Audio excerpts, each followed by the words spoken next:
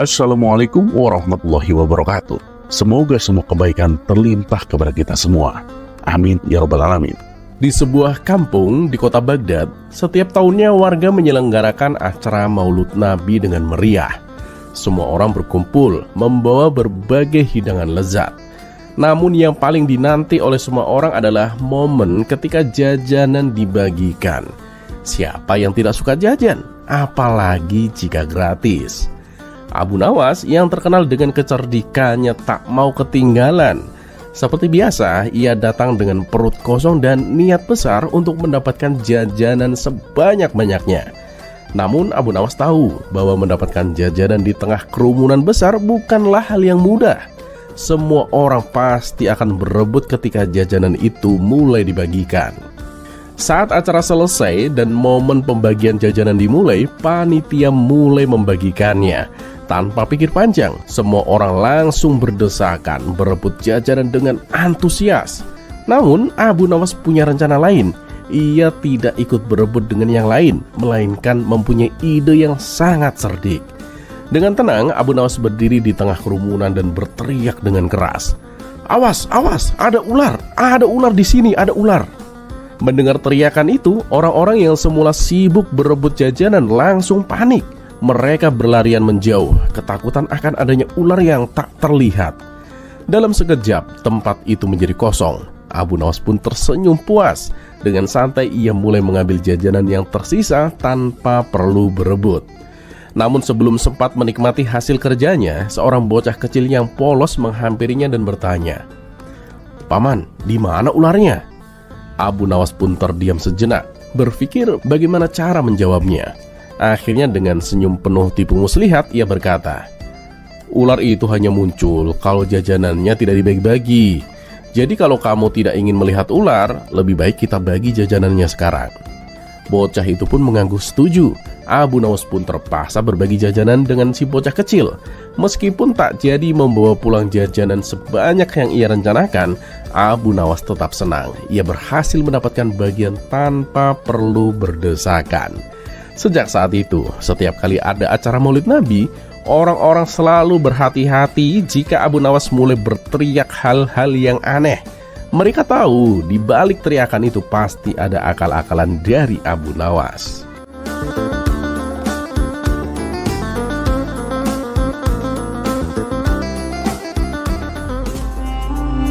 Kisah selanjutnya.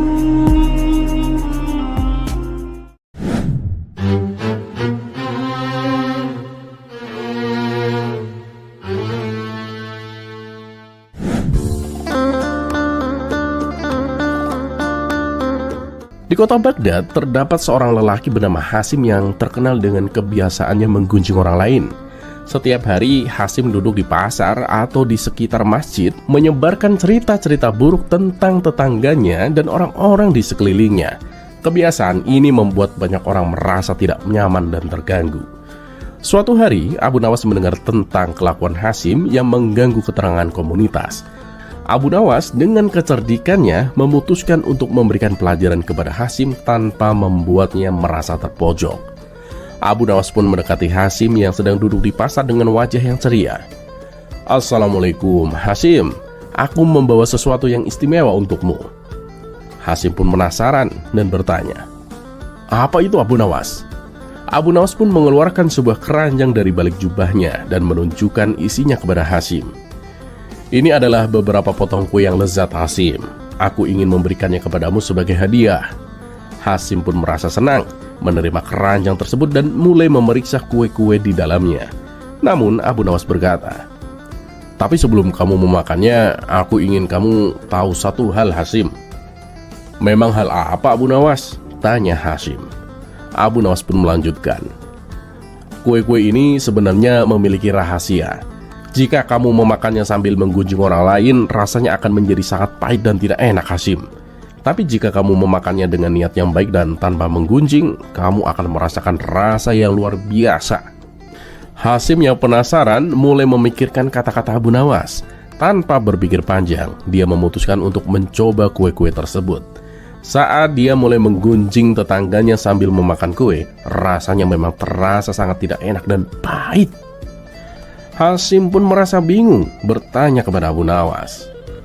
"Abu Nawas, kenapa kue ini rasanya begitu buruk saat aku menggunting?" Abu Nawas kemudian menjelaskan, "Begini Hasyim, kue-kue ini tidak benar-benar memiliki rahasia apapun Hasyim. Rasanya menjadi buruk karena hatimu penuh dengan kebencian dan gosip. Ketika kamu membicarakan keburukan orang lain, itulah yang sebenarnya merusak kenikmatan hidupmu. Namun jika kamu berbicara dengan baik dan menjaga lidahmu dari gosip, hidupmu akan terasa lebih manis dan bahagia Hasyim." Hasyim pun menyadari pesan di balik perkataan Abu Nawas, merasa malu dan bertekad untuk memperbaiki kebiasaannya. Dan sejak saat itu dia berhenti menggunjing orang lain dan mulai berbicara dengan cara yang lebih positif. Abu Nawas melihat perubahan tersebut, merasa puas dan tahu bahwa dia telah memberikan pelajaran berharga dengan cara yang lembut dan bijaksana.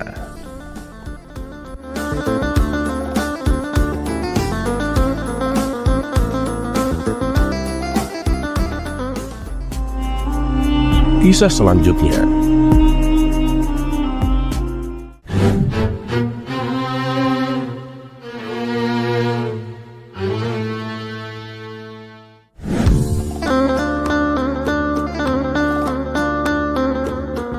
Suatu ketika, Abu Nawas mengalami kesusahan ekonomi, sehingga untuk mencukupi kebutuhannya sehari-hari, ia terpaksa akan menjual barang-barang yang ada di rumahnya. Tapi ia bingung, barang apa yang bisa laku dijual. Setelah mengamati seisi ruangan rumah, matanya tertuju pada sebuah guci tua. Guci tersebut merupakan barang antik peninggalan dari mendiang ayahnya. Akhirnya ia pun terpaksa membawa guci itu ke toko barang antik. "Tuan, aku mau menjual guci ini," kata Abu Nawas kepada pemilik toko. Ketika si pemilik toko melihat guci tersebut, si pemilik toko merasa takjub. "Wah, ini kan barang antik. Udah sangat langka guci seperti ini. Pasti harganya mahal," pikir si pemilik toko. Namun karena sifat serakahnya, terbesit niat si pemilik toko untuk menipu Abu Nawas. "Ini sih guci biasa Abu Nawas, mana laku dijual," kata si pemilik toko berpura-pura. Mendengar hal itu, Abu Nawas pun kecewa dan hendak kembali pulang. Tapi tiba-tiba si pemilik toko mencegahnya. "Abu Nawas, memangnya kamu sedang butuh uang sampai-sampai kamu jual guci?" "Baiklah, aku akan beli gucimu," ujar si pemilik toko. "Tapi katamu ini guci biasa. Memangnya bisa laku berapa?" tanya Abu Nawas. "Ya paling cuma 5 dinar lah. Itu pun kalau kamu mau. Karena kan tujuanku membeli guci itu semata-mata hanya untuk menolongmu Abu Nawas," ujar si pemilik toko. Akhirnya keduanya pun sepakat. Guci Abu Nawas terjual dengan harga 5 dinar. Beberapa hari kemudian, Abu Nawas dipanggil Baginda Raja untuk datang ke istana. Maka berangkatlah ia memenuhi panggilan rajanya itu. Singkat cerita, sampailah Abu Nawas ke istana dan menghadap Baginda Raja. "Abu Nawas, tempo hari istriku membeli sebuah guci di toko antik. Aku lihat-lihat guci itu persis seperti guci milik mendiang ayahmu. Memang kamu menjualnya?" tanya Baginda Raja. "Iya Paduka, saya menjualnya karena sedang butuh uang," jawab Abu Nawas. "Oh, ya sudahlah. Berapa kamu menjualnya?" tanya Baginda Raja kembali.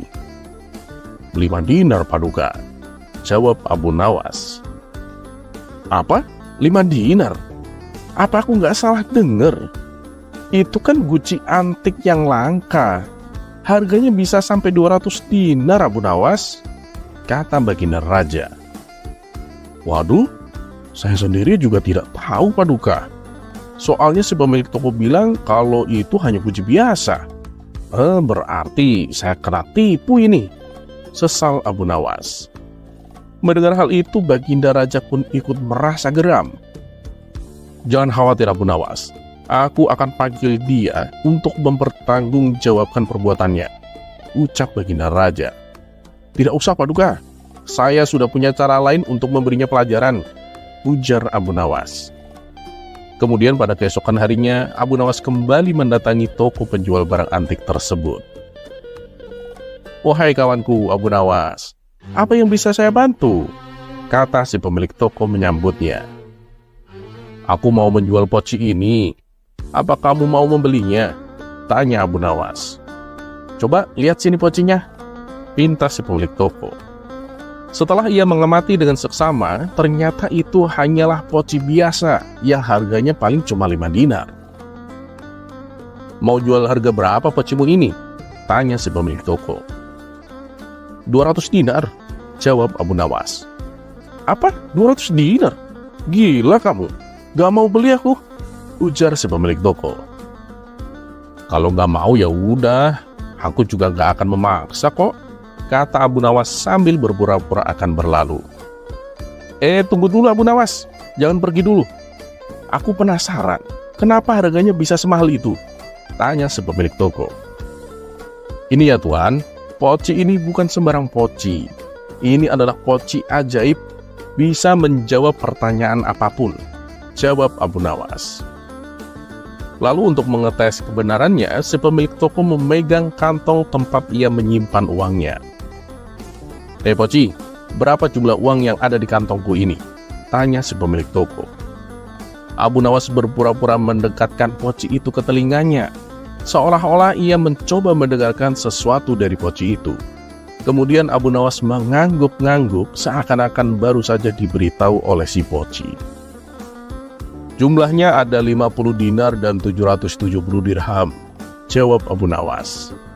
Si pemilik toko pun menjadi terkesan dan akhirnya ia pun bersedia membelinya dengan harga 200 dinar. Setelah transaksi selesai, Abu Nawas pun lalu pulang dengan membawa uang 200 dinar. Tidak berapa lama kemudian, selepas kepergian Abu Nawas, si pemilik toko mencoba menghitung kembali uang yang ada di kantongnya. Ternyata jumlahnya tidak sesuai dengan jawaban Abu Nawas.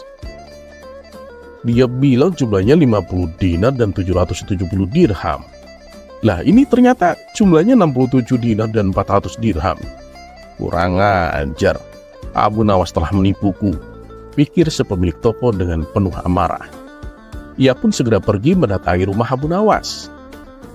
"Ya Abu Nawas, kamu penipu. Jumlah uang yang kamu sebutkan tidak sesuai dengan isi kantongnya," hardik si pemilik toko. Tapi dengan entengnya Abu Nawas menjawab, "Loh, kamu kan bertanya kepada poci, bukan kepada aku. Poci itu memang tidak pernah berbohong. Yang kamu dengar itu kan jawaban dariku, bukan dari poci," jelas Abu Nawas. "Tapi yang kamu bilang tadi bukannya kamu dengar dari pocimu," kata si pemilik toko bertambah geram. Tunggu dulu, saya nggak pernah bilang seperti itu loh.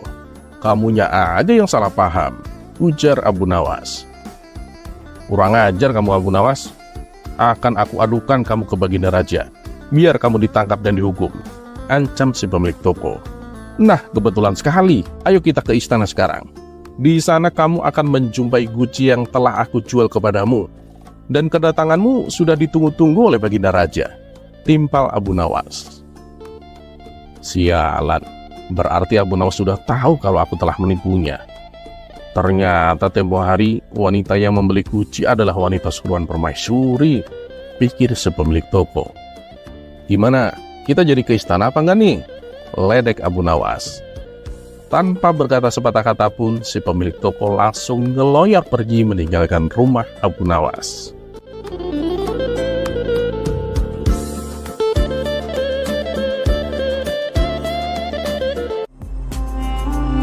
Kisah selanjutnya.